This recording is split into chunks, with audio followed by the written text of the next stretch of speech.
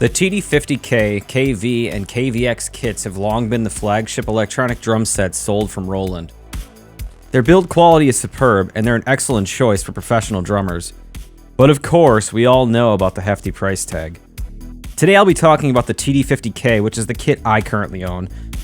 The TD-50K, KV, and KVX all use the same drum module, so there's really not a huge difference between them, aside from the shells and cymbals. In short, this set's still worth picking up if you can find a good deal on one used. I got super lucky and I found this at a local music go-round, and the best part was that the hardware came included with it too. There's a certain allure to Roland's V-drum kits. It's kind of what everyone wants, it's the most expensive electronic drum set out there. I mean, there's some other boutique brands that sell kits that are very expensive too, but Roland's kind of the big player in the game. So the question kind of becomes, is it really worth to spend this much money on an electronic drum set? For most people, probably not. And we're not even touching on the new TD-50X from Roland, which is an upgrade, but there's not that much to it. We'll compare the two modules shortly. Roland typically sells multiple variations of kits that utilize the same drum module. In our case, it's the TD-50. With minor variations between, the TD-50 kits feature excellent triggering technology, an awesome drum module, a realistic digital snare drum, and ride cymbal. Excellent build quality all around. With the TD-50, we have the TD-50K, which has smaller shells and cymbals. This is the model that I have. The TD-50KV, which has larger shells and cymbals, and the TD-50KVX. These are the big shells, like some you'd see on Neil Peart's drum set. Roland's latest release, the TD-50X, features the following kits: the TD-50K2, which has smaller shells like mine, and the TD-50KV2. As I'm recording this, there's only two kits available that may change in the future. Both the TD-50 module and the TD-50X feature the same display, controllers, and I/O in terms of hardware.